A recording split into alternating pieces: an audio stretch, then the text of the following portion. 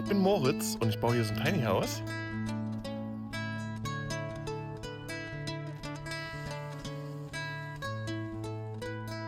Und ich werde so oft gefragt, warum ich mir das eigentlich antue, ja, sowas zu bauen. Mein Schwiegervater zum Beispiel sagt immer, so viel Arbeit, so viel Arbeit.